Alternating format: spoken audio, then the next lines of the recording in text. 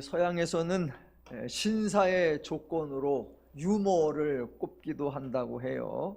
예전에는 유머라는 것이 일상에서 대화하는 중에 약간의 재치를 발휘하는 수준이었습니다. 상식이나 일반적인 생각 또는 지극히 당연하게 여겨지는 사고를 살짝 비켜가는 유머이기에 넌센스 퀴즈라고 부르기도 했었죠. 세월이 흘러 방송이 많아지면서 어떻게든 사람을 웃겨야 하는 프로그램들이 생기고, 그러다 보니 아예 웃기려고 작정을 하는 말과 행동이 넘쳐나고 있습니다. 재치나 위트가 아니고 문법이나 논리도 아주 엉터리이고 억지스럽기까지 한데, 그래도 듣고 나면 약간 그럴듯도 하다라는 반응이 나오는 유머, 그런 것들을 아재 개그라고 합니다. 저도 이 나이쯤 되니까 아재에 속하는 사람일 텐데 한동안 아재 개그를 전혀 이해하지를 못했습니다. 넌센스 퀴즈는 질문을 할 때는 모르지만 정답을 듣는 순간 아하, 저절로 웃음이 나오고 했는데, 아재 개그는 정답을 듣고도 그게 왜 정답인지 도무지 납득이 안 되었습니다. 그래서 웃기는 것이 아니라 무슨 말인지 남들이 설명을 해주어도 그거는 말도 안 되잖아 라고 반응했던 기억이 있습니다. 한번 예를 들어보겠습니다. 인천 앞바다의 반대말은 뭘까요? 인천 앞바다. 정답은 인천 엄마다입니다. 인천 앞바다라고 하면 대부분 바다를 생각하니까 반대말 그러면 인천 앞산 아니면 인천 뒷바다라고 할 겁니다. 그런데 인천 앞바다의 포인트는 앞이나 뒤가 아니고 산이나 바다가 아니고 뜬금없이 앞바가 되어서 정답은 인천 엄마다입니다. 하나 더 해볼까요? 경찰서의 반대말은 뭐지요? 정답은 경찰 안저입니다. 경찰서가 장소가 아니고 경찰이라는 인물이 아니고 경찰과 서를 띄어서 경찰이 서 있다라는 의미가 되고, 그래서 어처구니 없게도 경찰서의 반대말은 경찰 안자가 되는 겁니다. 그러니까 이런 개그를 이해하는데 제가 한참 걸렸습니다. 또 요즘에는 단어 가지고 말장난을 하는 것도 많이 있습니다. 하나만 해볼게요. 세상에서 가장 읽기 힘든 책은 무엇일까요? 진지하게 고민하시면 안 됩니다. 가장 읽기 힘든 책? 느닷없이 성경이라고 하거나 철학책이라고 하거나 법전이라고 하면 안 됩니다. 그냥 말장난 그대로입니다. 가장 읽기 힘든 책, 읽다 보면 지루하고 피곤하고 지쳐서 더 이상 읽을 수 없는 책, 정답은 지침서. 웃어주신 분들 감사합니다. 지금 이해를 못하신 분들은 아재가 분명합니다. 지금부터 계속 생각해 보시면 오늘 저녁이나 아니면 수요일쯤에 이해가 되실 겁니다. 사실 아재들이 이런 유머를 만들어내지는 않을 것입니다. 젊은 세대들이 아재들과 소통할 때 아재들이 말도 안 되는 말을 주장하고 무턱대고 우겨대고 막무가내로 몰아붙이는 것을 경험하고는 아재들의 사고와 논리와 대화를 조롱하는 표현으로 이런 유머를 하고 아재 개그라고 부르는 것 같습니다. 제가 이런 말씀을 드리는 이유는 약간 일반적인 범주를 벗어나는 생각과 말과 행동을 하는 사람, 독특하기는 한데 본받을만 하기보다는 도리어 조심해야 할 것 같은 사람들을 예전에는 4차원 또는 4호정 또는 또라이라고 했습니다. 당연히 부정적인 차원에서 조롱하는 듯한, 보조를 맞추기 어렵다는 차원에서 이렇게 부르던 것이었습니다. 그럼 반대되는 경우는 어떨까요? 약간 독특한데 기이한 것이 아니라 매우 신선한 경우, 조금 놀랍기는 하지만 당황스러운 것이 아니라 더 좋은 내용이어서 동의한다는 의미로 고개가 절로 끄덕여지는 경우, 사실은 저게 맞는데 저렇게 해야 되는데 나는 아직 용기가 없어서 망설이고 있다고 생각되는 경우, 이런 경우는 어떤 경우, 누구를 말하는 걸까요? 저는 이런 유형의 대표가 기독교이어야 하고 성도이어야 한다라고 생각하는 겁니다. 기독교는 기본적으로 독특할 수밖에 없습니다. 이 독특함을 종교적인 용어로 하면 거룩함이라고 하고 일반적 용어로 하면 다름이라고 합니다. 기독교가 하나님의 마음과 기준과 가치와 개념과 원리와 방식을 표방하고, 세상은 죄의 마음과 기준과 가치와 개념과 원리와 방식을 따르고 있기에 서로 다릅니다. 조금 다른 것이 아니라 많이 다릅니다. 어느 정도라는 정도의 차이가 아니라 아예 기본 개념, 본질적 가치, 원래적 의미와 내용이 참으로 다릅니다. 예수님의 표현을 빌리자고 하면 너희는 세상의 빛이라입니다. 우리를 보고 너희는 세상의 빛이라 라고 하셨습니다. 그렇다면 세상은 무엇이라고 해야 합니까? 예, 어둠이라는 겁니다. 어둠과 빛은 정도 차이로 소개할 것이 아니라 아예 본질, 아예 속성이 대조되는 전혀 다른 존재입니다. 그래서 이 성도의 다름, 이 성도의 거룩을 너희는 세상의 빛이라 라고 선포할 정도입니다. 아마 엄청난 과장이라는 생각이 드시기도 하고 실감이 나지 않을 수도 있습니다. 하지만 이것이 예수님의 말씀이고 기독교가 선포하는 내용입니다.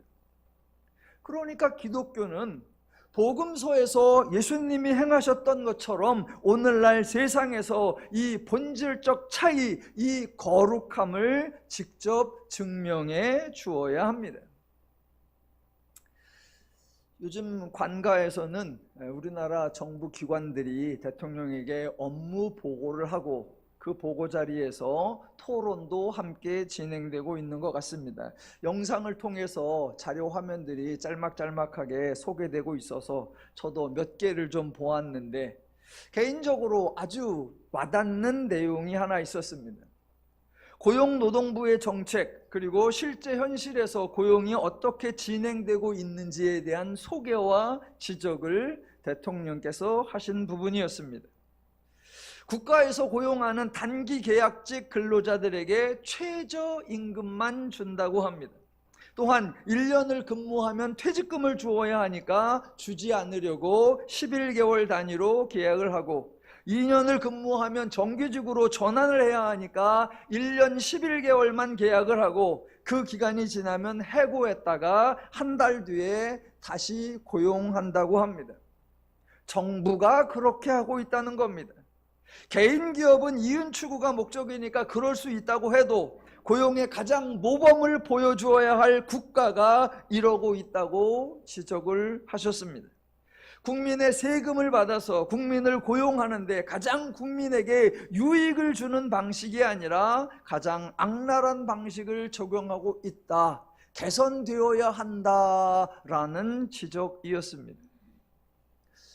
저는 그 영상을 보면서 조금 부끄러웠습니다. 개인 기업이나 국가나 모두 세상에 속해서 모두 세상의 원리와 방식으로 운영되고 있습니다. 우리식으로 표현하면 모두 죄의 원리와 죄의 방식을 따르고 있는 겁니다. 그들 중에서 국가는 달라야 하지 않느냐, 국가는 모범을 보여야 하지 않느냐라고 다름을 주장하는 모습을 보면서 정작 세상과 다르다고 강조하는 기독교, 세상을 어둠으로 표현하고 스스로를 빛이라고 표현하는 기독교와 교회는 과연 다른가 생각하면 부끄러움 정도가 아니라 참담함까지 느껴집니다. 세상보다 나은 것이 아니라 세상과 다를 바가 없다는 조롱을 받고 심지어는 세상보다 더하다는 비난을 받고 있습니다. 오죽하면 신학생들이 교회에서 전도사 사역을 하느니 차라리 편의점에서 알바를 하는 게 낫다라고 할 정도입니다.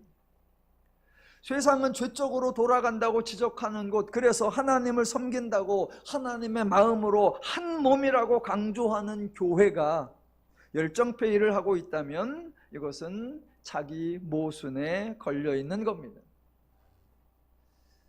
교회 이름들 중에 저희 교회 이름은 더누림 교회인데 여러 교회들 중에 예담이라는 이름도 있습니다. 예담, 예수님을 닮자라는 의미일 텐데, 제가 궁금한 것이 예수님을 닮겠다는 게 과연 무엇을 닮겠다는 것이냐라는 겁니다. 예수님은 아무나 제자로 세우셨는데 교회들은 아무나 사역자로 세우지 않습니다. 예수님은 친히 일하시고 모든 것을 책임지셔서 제자들을 쉬게 하셨는데 교회들은 부사역자와 성도들을 뺑뺑이 돌리면서 대신 목사가 이득을 얻고 있습니다. 예수님은 어느 누구에게도 아무것도 묻거나 요구한 것이 없이 은혜를 베푸셨는데 교회는 항상 인간이 먼저 은혜 받을 일을 해야 한다라고 주장합니다. 예수님이 하신 것처럼 하지 않으면서 예수님을 닮겠다고 하는 말이 무슨 의미인지를 모르겠습니다. 현재 우리나라에서 사회적으로 많이 알려진 부산에 있는 어느 목사님이 옥중에서 책을 하나 썼는데 책 내용 중에 이런 내용도 있다고 합니다. 새벽 기도로 유명합니다. 많은 교인들이 나왔습니다. 왜 그렇게 많은 사람이 나왔을까? 설명하는 중에 새벽 기도 안 나오면 그 집에 쫓아가서 자고 있는 사람에게 얼음물을 부어서 깨웠다라고요. 예수님이 하지 않으신 방식입니다. 또 예전에 어느 성도에게 교회를 나오라고 해서 그 성도가 교회를 출석하는데 11조를 내야 한다라고 하니까 안 내길래, 장사하는 분인데 구역장이 매일 그 사업장에 찾아가서 일수 걷듯이 수금을 해서 11조를 걷어왔다고 합니다. 그것을 믿음 좋은 간증이라고 소개했습니다. 예수님이 하지 않은 일들입니다. 제가 교회 청소기사 얘기를 했는데 여러분 가정에는 아마 청소기 벌써부터 사용하고 계신 분들이 많을 거예요. 그런 의미에 저희 교회는 매우 늦어요. 최첨단 기기나 최첨단 시설이나 설비나 장치나 이런 것들을 저희 교회는 빨리 안 해요. 제가 그거를 얼렁얼렁 하려고 하지 않아요. 가능한 늦게 해요. 왜냐하면 그런 것들은 여러분 가정이 가장 먼저 하라는 거예요. 저희 교회가 프로젝트를 쓰고 스크린을 하고 있습니다. 지금 웬만한 교회는 스크린 하나도 없습니다. 다 떼어내고 양쪽에다가 뭐 80인치, 100인치 대형 모니터 다 켜놓고 있습니다. 한 달 전에 자그마한 교회가 예배당을 새로 얻어서 이전을 한 교회에 갔었습니다. 성도 한 10명입니다. 그런데도 모니터 하나 크게 딱 들여놨습니다. 가장 좋은 곳으로 가장 빨리 가장 최신으로 합니다. 저는 반대예요. 교회가 그 모든 것에 제일 좋은 걸 제일 먼저 해야가 아니라 성도님들이 제일 좋은 걸 제일 먼저 해서 여러분의 가정에서, 여러분의 직장에서 여러분이 가장 편안하고 여러분이 가장 수월하고 여러분이 가장 즐거우고 여러분이 가장 행복해야 한다. 여러분은 그런 게 없는데 일단 교회부터 좋은 걸 해놔라. 아니요. 하나님의 방식이 아닌 것 같아요. 하나님이 수고하고 하나님의 역사에서 성도를 즐겁게, 성도를 편안하게 하고, 그렇게 은혜를 받은 성도가 기쁨과 감사로 교회에 또 헌금을 하고, 그러면 또 교회가 그 감사로 교회의 모든 것들을 운영해 나가고, 저는 이게 하나님의 원리인 것 같아요.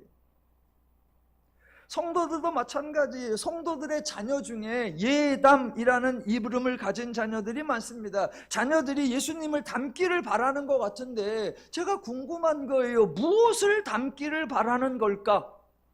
예수님의 삶에 대하여 소개할 때 예수님의 삶은, 예수님의 사역은 고난의 삶이었습니다, 가시밭길이었습니다, 좁은 길이었습니다 라고 말하면 자녀들이 고난의 삶을 살기를 기대하고 가시밭길을 가기를 소망하는 것입니까? 더누림교회는 예수님의 사역이 형통이요, 예수님의 삶이요, 행복이요, 기쁨이라고 소개합니다. 예수님이 사역을 진행할 때마다 이는 성경에 임한 바, 이는 예언에 나오는 바, 그 예언을 이루려 함이라 라고 예언을 성취하는 삶이었으니까 형통의 삶이었고, 십자가 사역을 행하실 때 다 이루었다라고 하셨으니 행복한 삶이신 겁니다. 예수님의 삶을 이렇게 형통의 삶으로, 이렇게 행복의 삶으로, 이렇게 기쁨의 삶으로 소개해야 그 자녀들에게 예수님의 행복한 삶을 닮아라, 예수님의 즐거운 삶을 닮아라, 예수님의 평안한 삶을 닮아라 라고 할 수가 있는 거잖아요.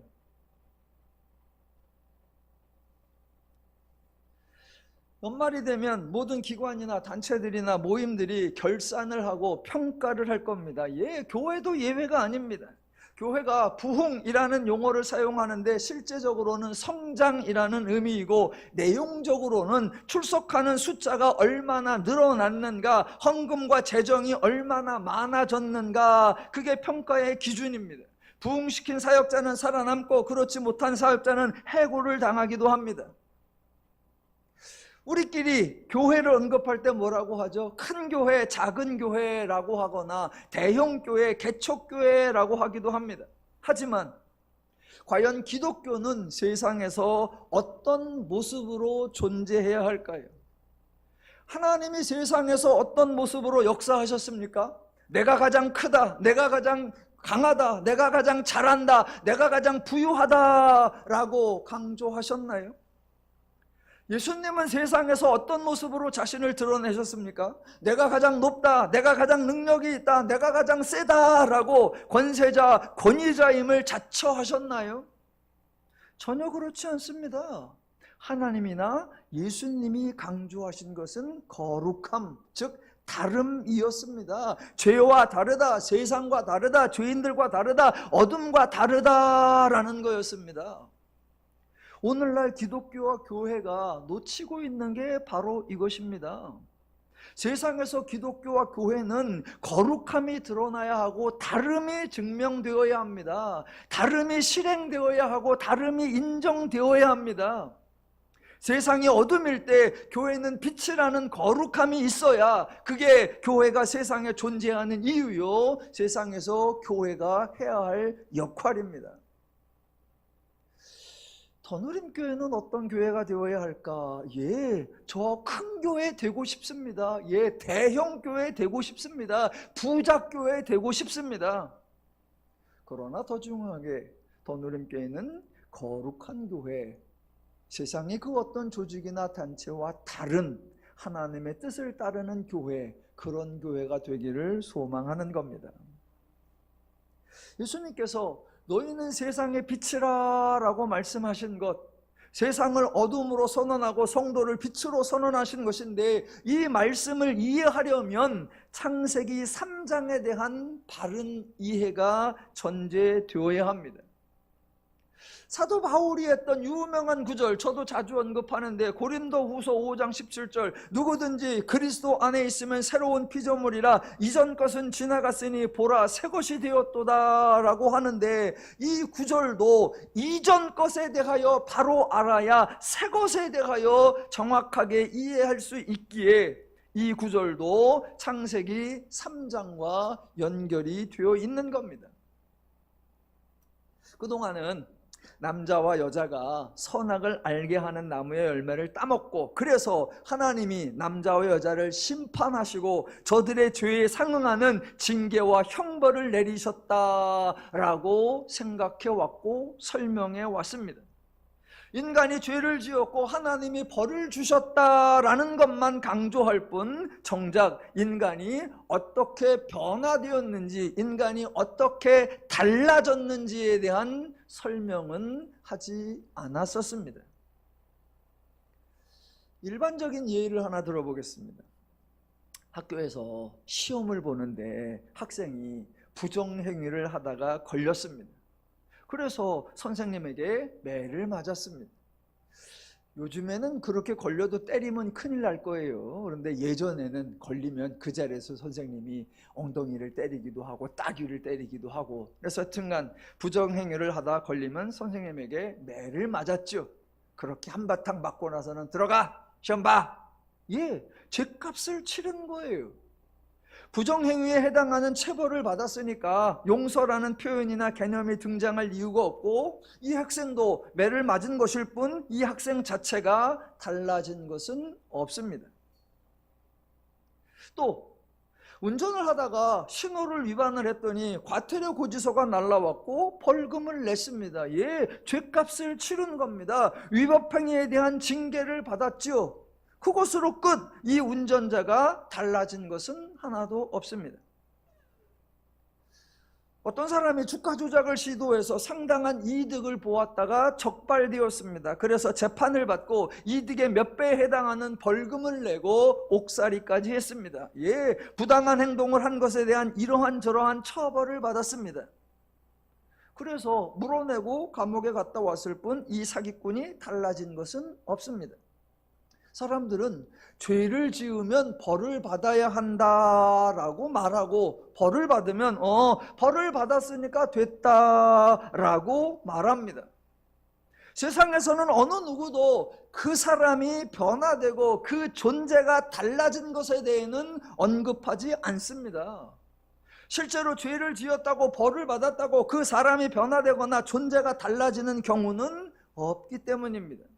그래서 세상에는 구원이라는 개념, 구원이라는 표현이 존재하지 않는 겁니다. 세상에는 인간의 변화에 대하여 인간의 이전 것과 인간의 새 것에 대한 구분이 존재하지 않습니다. 당연히 인간에 대하여 새로운 피조물이라는 표현도 전혀 사용하지 않습니다.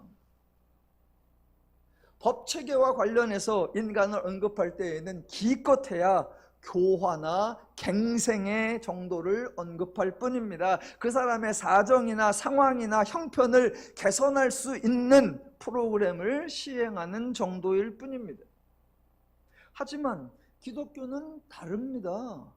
조금 다른 게 아니라 완전히 다릅니다. 애초에 기본 개념이 다르고 근본 구조가 다르고 운영하는 내용과 방식이 전적으로 다릅니다. 그래서 세상의 제도나 방식, 세상에서 보고 듣고 경험하는 그런 패턴으로 기독교를 설명하거나 하나님의 사역을 설명하려고 하면 바로 기독교에 대한 왜곡, 하나님에 대한 변질이 되어버리는 거예요. 그동안 인간이 선악을 알게 하는 나무의 열매를 따먹었더니 하나님이 창세기 3장 16절에서 여자에게는 임신하는 고통과 해산하는 수고의 형벌을 내리셨고, 17절 이하에서 남자에게는 수고하여야 소산을 먹을 수 있고 얼굴에 땀을 흘려야 먹을 것이 있다라는 형벌을 내리셨다라고 설명해 왔습니다.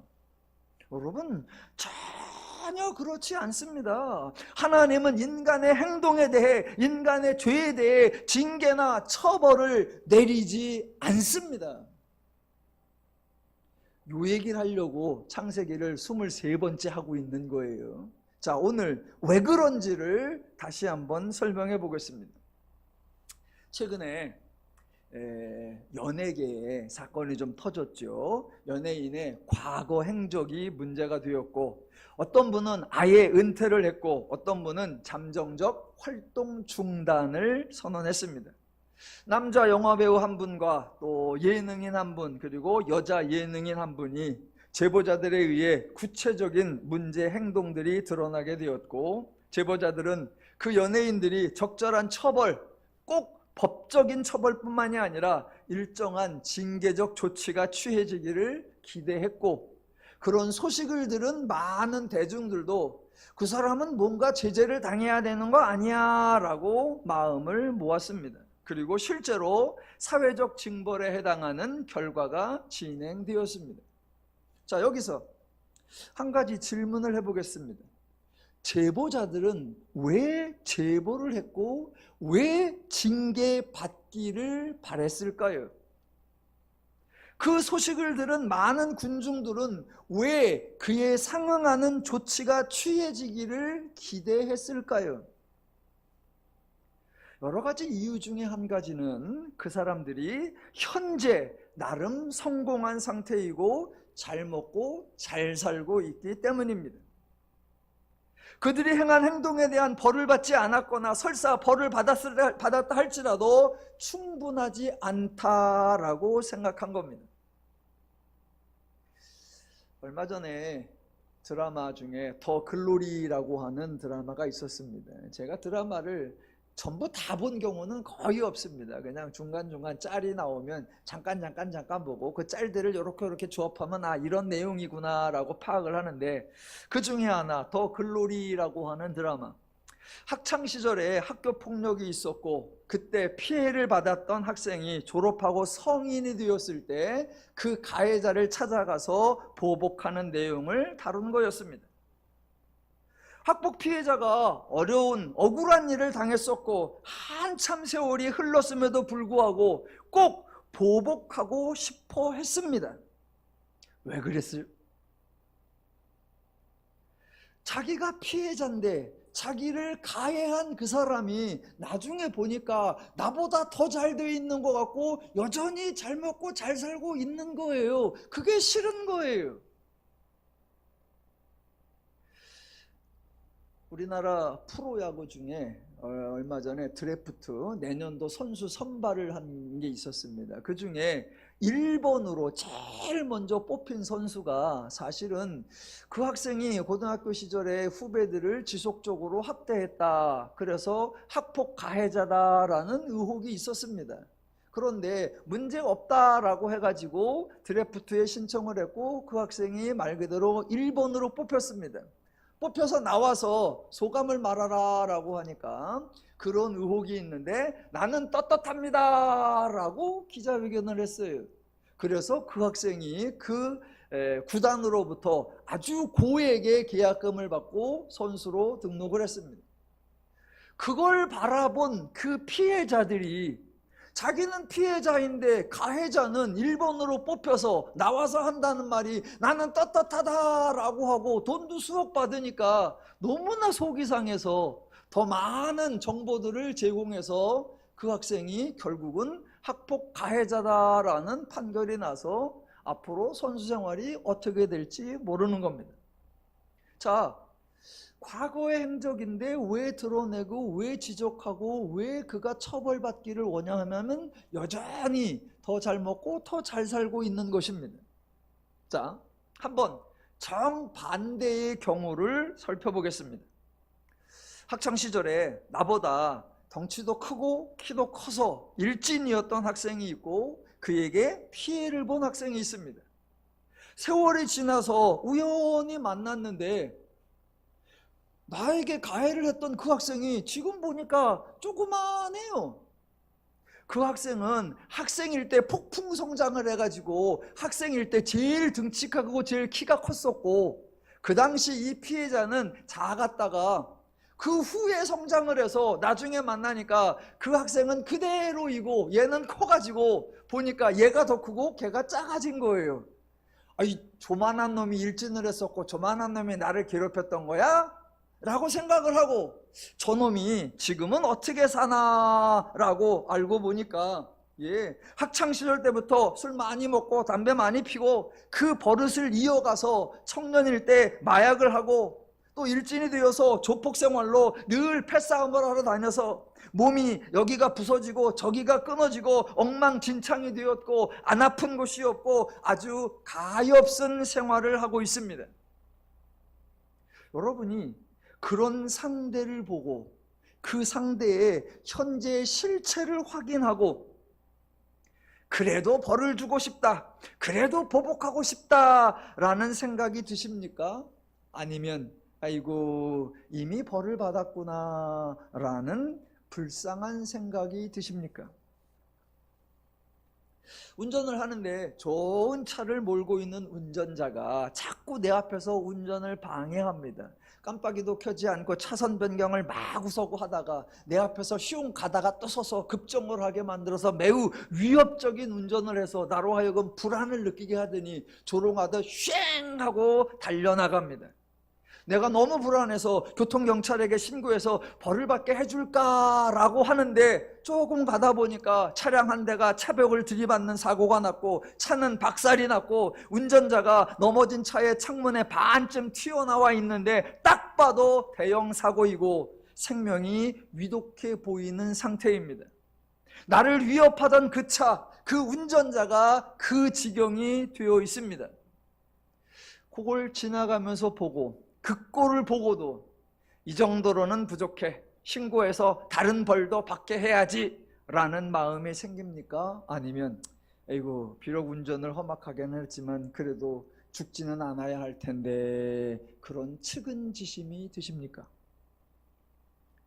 직장에서 아주 고약한 상사가 있었습니다. 어지간히도 갑질을 하고 부하의 수고와 성과를 가로채워서 본인이 포상을 받는 등 온갖 미운 짓은 다 했습니다. 그런데도 운이 좋았는지 승진해서 다른 부서로 갔습니다. 얼마 뒤에 그 상사에 대한 소식을 들었더니 그곳에서도 못된 짓을 하다가 해고당했다고 하고 그 해고로 인해 가정 불화가 심하더니 결국은 가정이 파탄났다고 하고 이래저래 경제적으로도 빈털터리가 되었고 자녀들은 삐뚤어졌고 그 뒤치다거리도 감당하지 못하고 그래서 사는 게 지옥이 따로 없을 만큼 고난과 불행 그 자체로 아주 힘든 삶을 겨우 연명해 가고 있다고 합니다. 그 사실을 알게 되었을 때 그래도 직장에서 나를 괴롭힌 것은 벌받게 해야지 그런 독한 마음이 드십니까? 아니면 그저 쯧쯧쯧 하고 마십니까?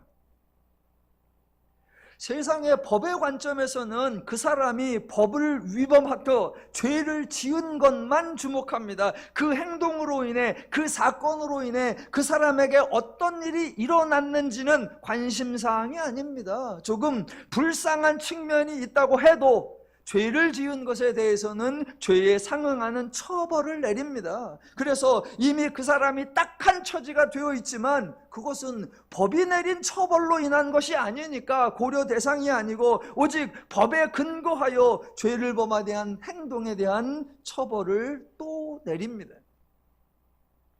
교통사고가 나가지고 내 차 박살나서 수리비 들어야 되고 사고 나서 시설을 들이받아서 그거 파괴된 거 보수비 물어내야 되고 엄청난 손해가 나가지고 지금 내가 힘들어. 그런데도 그거는 이사형이고 며칠 뒤에 과태료 청구서가 날라옵니다. 그 사람의 입장에서는 이미 법이 내린 처벌보다 더 불행한 일을 당하고 있는데 추가적으로 법적인 징계까지 받아야 하는 겁니다. 말 그대로 엎친 데 덮친 격이고 설상가상이고 내용적으로 가중처벌이 되고 이중처벌이 되는 겁니다. 그래도 그 인간의 속성이 바뀌거나 인간의 존재가 변화한다는 그런 개념이 없고 그런 표현을 사용하지도 않습니다. 하지만 기독교는 다르다라는 겁니다. 인간이 행동을 했습니다. 당연히 그 행동에 따르는 결과가 임했습니다. 그 결과가 바로 창세기 3장에 나오는 겁니다. 여호와 하나님의 낯을 피하여 동산 나무 사이에 숨은지라 내가 벗었으므로 두려워하여 숨었나이다. 하나님이 주셔서 나와 함께 있게 하신 여자 그가 그 나무 열매를 내게 주므로 내가 먹었나이다. 뱀이 나를 꿰므로 내가 먹었나이다. 이거예요. 이게 단순히 두려움을 느꼈다라는 감정에 대한 표현 정도가 아닙니다. 피하여 숨었다는 행동에 대한 표현 정도가 아닙니다. 남자가 여자에게 책임을 전가하고 여자는 뱀을 핑계대는 심리적 불안감을 표현하는 정도가 아닙니다. 창세기 3장 7절부터 13절에 나오는 이런 모습들은 하나님이 인간을 창조하셨을 때 인간에게 내포되어 있던 감정이나 자세나 태도가 아니었습니다. 태초부터 인간은 두려움과 불안과 공포를 가지고 있었던 것이 아닙니다. 하나님은 인간에게 본질적으로 시기, 질투, 책임전가, 비난, 남의 탓, 투정, 불평을 내재시켜 두셨던 것이 아닙니다. 태어날 때부터 인간은 분냄과 당짓는 것과 분열함과 음행과 살인과 원수 맺는 것을 하도록 창조하지 않으셨습니다. 이것을 가장 정확하게 설명해주는 성경 표현이 하나님의 형상을 따라 창조되었다입니다. 예, 아담과 하와는 하나님의 형상을 따라 하나님의 모양대로 창조되었습니다. 하나님의 성품에 두려움과 불안감과 공포가 있습니까? 하나님의 속성에 미움, 다툼, 시기, 질투, 분열, 회피, 비난이 있습니까? 하나님의 마음에 음행, 이단, 우상, 투기, 방탕함이 있습니까?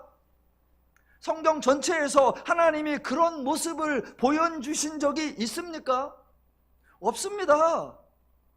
하나님에게 그런 내용과 속성과 성품과 마음과 원리가 없습니다. 그러니까 동일하게 하나님의 성품으로 하나님의 모양대로 하나님의 형상대로 창조된 인간에게도 그런 속성과 성품과 마음과 원리는 애초에 없었습니다. 그런데 창세기 3장에서 아담과 하와가 선악을 알게 하는 나무의 열매를 먹은 후에 인간에게 이전에는 전혀 없던 것이 나타났습니다. 원래 인간의 속성에, 애초에 인간의 성품에 전혀 존재하지 않던 게 드러난 거예요. 즉 인간의 존재가 변화되고 인간의 속성이 바뀌었다라는 겁니다. 인간은 그대로인데 단지 그런 자세와 그런 태도와 그런 행동이 우발적으로 한 번, 두 번 드러났다라는 정도가 아니라 아예 인간의 성품이 변하고 인간의 속성이 변화되었기에 그렇게 변화된 인간에게서 이런 자세와 태도와 행동이 드러났다라는 거예요. 그래서 바울의 표현을 빌리자면 창세기 1, 2장에 나오는 인간은 이전 것이고 창세기 3장에 나오는 인간은 새 것입니다. 그래서 창세기 3장에서 인간을 이렇게 표현할 수 있는 거예요. 누구든지 아담 안에 있으면 새로운 피조물이라 이전 것은 지나갔으니 보라 새 것이 되었도다 라고요. 예수님의 표현을 빌리자면 이렇게 되는 겁니다. 창세기 3장의 인간에 대하여 너희는 세상의 어둠이라 라고요. 하나님이 빛으로 창조하셨는데 변화되어 어둠이 되어버린 거예요. 이런 인간의 변화, 이런 인간의 성품의 변화, 이런 인간의 속성의 변화, 이런 인간의 존재의 변화를 창세기 3장에서 뱀이 되어라고 했고 창세기 3장 22절에서 하나님이 되었으니 라고 말씀하셨던 거예요. 선악을 알게 하는 나무의 열매를 먹은 행동의 결과로 드러난 이 변화가 어느 차원일까요? 어느 수준일까요? 이 변화된 인간의 삶의 모습이 어떨까요? 앞서 제가 두 가지 서로 대조되는 사례를 설명한 적이 있습니다. 하나는 뭐다? 연예인들의 예를 들었죠. 죄된 행동을 했는데 그래도 그것과 상관없이 잘 먹고 잘 살고 있는 경우, 그래서 꼭 복수를 해주고 싶고 벌을 받게 해주고 싶은 경우, 또 하나는 일반적인 예를 들어 설명했죠. 죄된 행동을 했는데 내가 보복을 하기 전에, 내가 복수를 하기 전에, 내가 벌을 받게 하기도 전에 이미 그 사람은 망했고 이미 그 삶은 불행함의 최대이고 이미 그 인생은 지옥 그 자체를 살고 있는 경우. 여러분, 이 두 가지 경우 중에 창세기 3장 7절로 13절까지에 나오는 아담과 하와는 두 번째 경우입니다. 인간의 죄된 행동에 대해 하나님이 심판하고 징계하여 형벌을 내리기도 전에 이미 아담과 하와는 하나님이 원래 창조하신 하나님의 형상을 따라 지음을 받았던 자유롭고 편안하고 화목하고 행복했던 삶 다 풍비박산이 나버린 거예요. 재산을 잃어버린 정도가 아니고 건강을 잃어버린 정도가 아니고 남편이나 부인을 잃어버린 정도가 아니고 부모나 자녀를 잃어버린 정도가 아니고 가장 중요한 하나님의 형상을 잃어버린 거예요.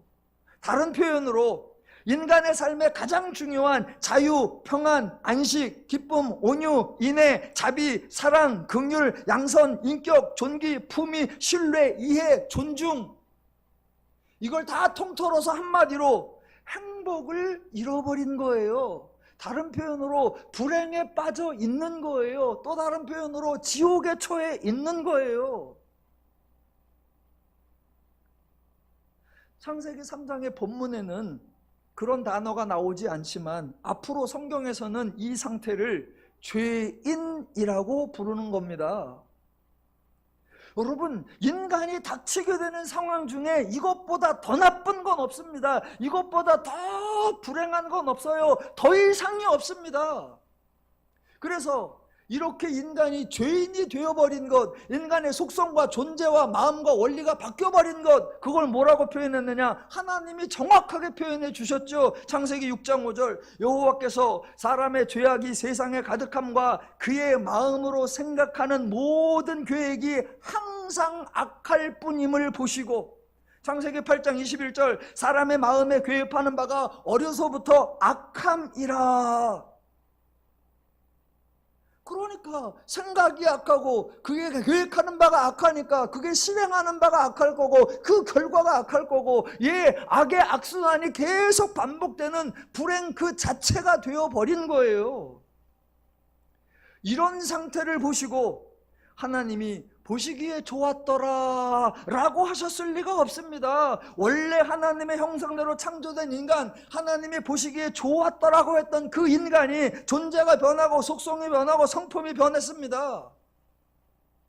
이거는 바뀌었다, 달라졌다, 변화되었다 라는 정도로는 설명이 안 돼요. 그래서 바울은 이전 것이고 새 것이고 아예 새로운 피조물이라고 선포했던 거예요. 선악을 알게 하는 나무의 열매를 따먹은 인간은 이미 이런 상태가 되었습니다. 하나님은 이 모든 것을 알고 계십니다. 왜? 아니, 앞에서 만약 선악을 알게 하는 나무의 열매를 먹으면 이렇게 된다라고 알려주신 분이 하나님이셨잖아요. 그러니까 하나님이 아담을 찾아와서 말씀하셨죠. 내가 어디 있느냐? 이거는 어디에 있는지를 묻는 질문이 아닙니다. 왜 숨었냐고 궁금해해서 알아보려고 하는 게 아니에요. 두려워하여 여호와의 낯을 피하여 숨어있는 그 아담에 대해 하나님이 속상해하는 거예요. 내가 너를 그렇게 만들지 않았는데, 내가 너와의 관계가 그런 모습이 아닌데. 또 아담에게 말씀하셨죠. 누가 너의 벗었음을 내게 알렸느냐? 내가 내게 먹지 말라 명한 그 나무 열매를 내가 먹었느냐? 이것도 질문이 아닙니다. 자초지종을 알고 싶어 하는 게 아니에요. 이미 다 알고 계신 걸 뭐. 또 여자에게 내가 어찌하여 이렇게 하였느냐? 이거 따지는 것이 아니에요.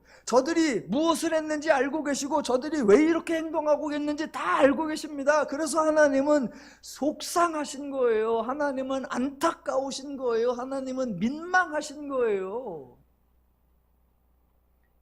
자, 인간은 하나님의 형상을 잃어버리고 하나님이 주신 행복을 잃어버려서 죄의 종이 되어버렸고 가장 불행한 지옥의 삶을 살고 있습니다. 그 순간 하나님이 무엇을 하실까요? 그런 상황에 처해 있는 그 인간을 찾아오셔서 거기에서 그 순간에 이 상황에서 하나님이 징계를 내리실까요? 하나님이 형벌을 가하실까요? 그동안 기독교에서는 창세기 3장에서 인간이 죄를 지었습니다 라고 했죠. 신학적인 전문 용어로 뭐라고 한다? 전적 타락이라고 합니다. 그래서 죄를 지었다라는 한 번의 행동에 그치는 것이 아니라 죄인이 되었다라고 말합니다.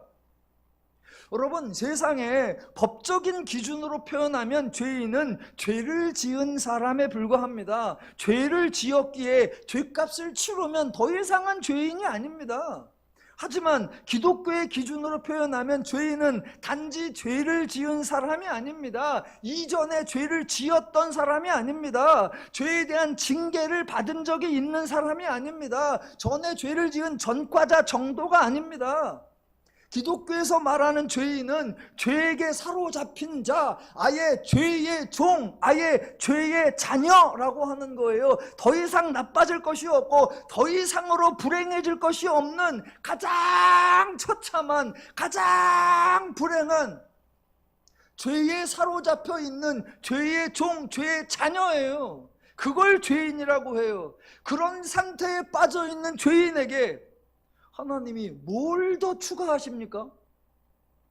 이 상태에서 무엇을 얼마나 어떻게 더 힘들게 할 수가 있습니까? 없습니다. 그래서 하나님이 징계하지 않으시는 거예요. 그래서 하나님이 형벌을 내리지 아니하시는 거예요. 이미 그 죄된 행동으로 말미암아 그 결과로 그가 당할 수 있는, 그가 받을 수 있는 가장 불행함을 당하고 있고 거기에 사로잡혀 있고 거기에 빠져버려 있는데, 거기 찾아가서 뭘 따지고 거기 가서 뭘 심판하고 거기 가서 뭘 돌멩이 하나를 더 던집니까?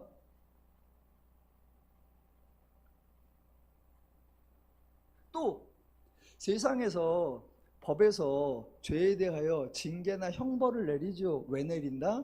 교화하는 차원에서 또는 갱생시키는 차원에서, 그를 회복시키는 차원에서 내리죠. 그런데 죄인에게 하나님이 형벌을 내려서 죄인이 죄를 회개하고 죄인이 새롭게 되고 죄인이 회복되고 죄인이 달라집니까? 구약에서 우리가 확인하는 바, 만약 그동안 기독교에서 말한 대로 하나님이 징계하셨다, 하나님이 형벌을 내리셨다, 그러면 구약에서 회개가 일어나고 그들이 새로워져서 예수님이 안 오셔도 됐어야죠. 그런데 기독교에서 말하는 대로 하나님이 그렇게 징계를 내리고 그렇게 형벌을 내렸는데 아무런 변화가 없었어. 하나도 달라진 게 없었어. 그래서 예수가 왔어야 했어. 아니, 그렇게 쓸데없는 일을 하나님이 왜 하세요? 그렇게 무가치한 일을 하나님이 뭐하러 하세요? 그렇게 아무 효과 없는 조치를 하나님이 뭐하러 하세요? 죄인의 문제가 뭐다? 자신이 죄인인 줄 모르고 죄에서 벗어날 수 없다는 거예요. 그런 죄인을 징계해서 뭐해요?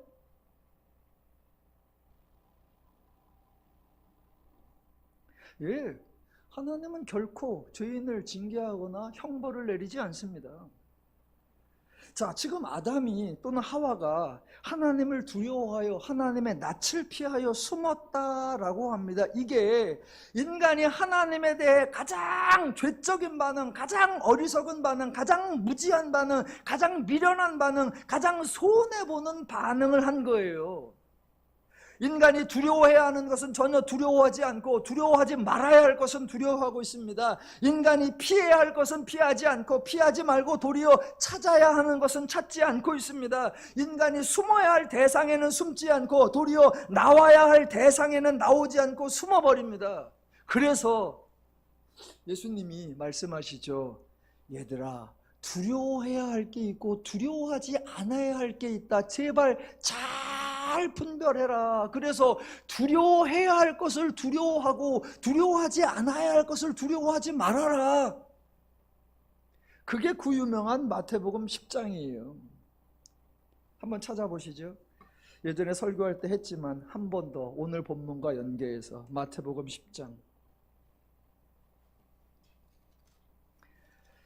관원들이 예수님과 예수님의 제자들을 방해하고 사역을 가로막고 이런저런 핍박을 하려고 할 때, 그때 예수님이 하신 말씀입니다. 마태복음 10장 28절부터.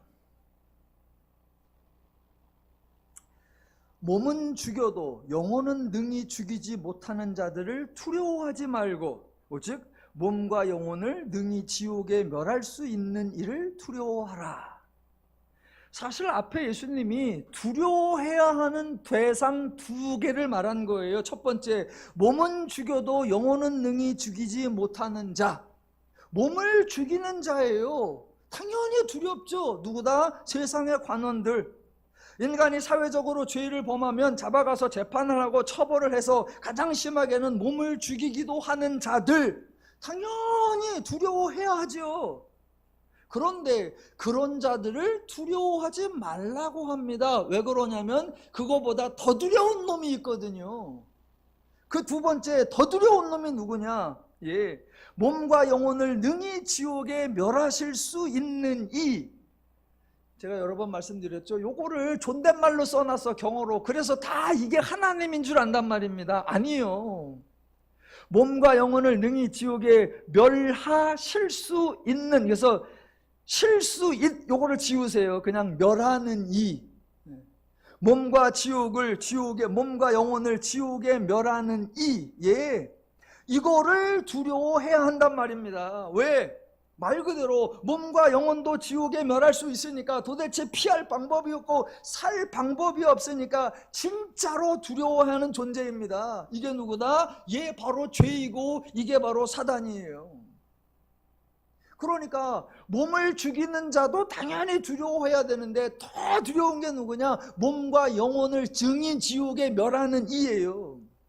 바로 여기에, 바로 이 존재에 걸려든 게 창세기 3장의 아담과 하와이고, 그 모습이 창세기 3장 7절로 13절에 나와 있는 거예요. 이 모습이 죄의 결과이고, 이 모습이 지옥의 모습이고, 이 모습이 몸도 영혼도 망한 모습이고, 이것이 인간이 가장 불행한 모습입니다. 기독교이든 아니든 모든 인간이 가장 두려워해야 하는 존재가 누구이다? 예, 바로 죄이고 사단입니다. 그런데 기독교인이든 아니든 모든 인간이 가장 신경 쓰지 않는 존재, 가장 없이 여기는 존재, 가장 간과하는 존재가 누구다? 그게 바로 죄와 사단이에요. 대신 기독교이든 아니든 모든 인간이 가장 두려워하는 존재가 누구냐? 기독교인들은 하나님이고 세상 사람들은 신이에요. 왜? 하나님이 벌을 주고 신이 벌을 내린다라고 생각하기 때문에. 그래서 세상 사람들은 하늘이 노한다라고 하고 천벌을 받는다라고 합니다. 기독교인들은 뭐라고 한다? 하나님이 심판하신다, 하나님이 징계하신다, 하나님이 벌을 주신다. 기독교가 하나님을 강조한답시고 하나님은 심판하신 분입니다, 하나님은 최종적 권위를 가지고 계십니다 라고 강조하면서 어느 누구도 하나님의 심판을 피해갈 수 없습니다 라고 해놓고는 결론이 뭐다? 하나님을 두려워하십시오. 마태복음 10장에서 예수님이 하려고 하는 말씀과 정반대를 하고 있어요. 예수님은 두려워해야 하는 존재 두 개를 소개했습니다. 둘 다 두려워해야 하는데 하나는 기껏해야 몸만 죽이는 정도이고 다른 하나는 몸과 영혼을 지옥에 멸하는 존재이니까 이 죄를 두려워하고 이 죄를 겁내해야 한다는 겁니다. 그래서 그것들을 두려워하라는 거예요. 그런데 인간이 두려워하며 살아간다면 그 삶은 행복한 삶이 아니고 자유로운 삶이 아니고 평안한 삶이 아닙니다. 그래서 예수님의 결론이 그것들을 두려워해야 한다. 대신 29절에서 하나님을 소개해주고 31절에서 결론, 두려워하지 말라. 예, 하나님이 너희를 지켜주겠다, 하나님이 너희를 보호해주겠다, 하나님이 너희를 구원해주겠다, 하나님이 너희를 책임져 주겠다. 그러니까 두려워해야 하는데 하나님이 너희와 함께 하니까 너희는 두려워하지 않아도 된다 라고 말씀하신 거예요. 그 어디에도 하나님을 두려워하라 라는 개념은 없습니다. 죄를 두려워해야 하는데 하나님이 너를 보호해 줄 거니까 죄조차도 두려워하지 말라라고요. 하나님이 이러한 역할을 언제부터 하셨습니까? 마태복음 10장부터요? 아니요. 창세기 1장부터 하셨고 인간이 죄인이 되었을지라도 창세기 3장에서도 동일하게 시행하고 계셨던 거예요. 그 하나님의 모습이 어디 나옵니까? 오늘 창세기 3장 22절로 24절에 나오는 거예요.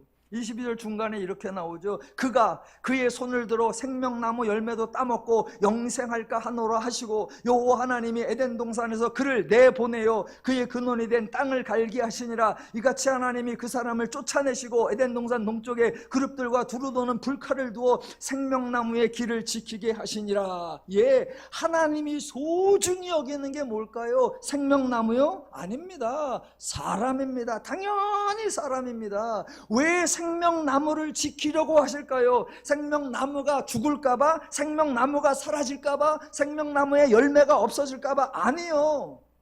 인간이 생명나무의 열매를 따먹고 죄인인 상태로 영원토록 지속될까봐 하나님이 걱정하시고 하나님이 염려하시는 건 인간이에요. 하나님이 지키려고 하는 건 인간이에요. 하나님이 보호하려고 하는 건 인간이에요. 하나님이 구원하려고 하는 건 인간이에요. 하나님이 막으려고 하는 건 인간이에요.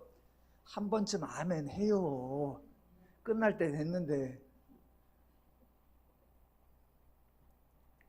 제가 이랬더니 어느 분이 그러더라고요. 아멘할 타이밍을 주세요.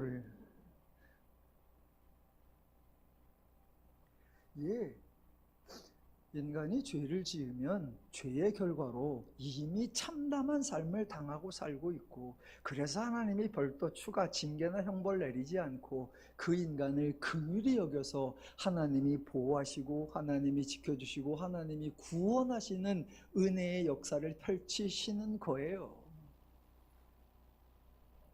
창세기 3장에 나오는 하나님의 말씀 한마디 한마디, 하나님의 행동 하나하나, 하나님의 조치 한 가지 한 가지가 모두 인간을 도와주시는 것들입니다. 결코 인간을 징계하거나 형벌을 내리는 것이 아닙니다. 더누림교회의 성도 여러분께서는 죄를 두려워하시고 대신 죄로부터 우리를 보호해 주시는 하나님이 계시다는 사실로 인해 두려움을 넘어서 자유와 평화와 안식과 행복을 누리며 사시기를 주님의 이름으로 축원합니다.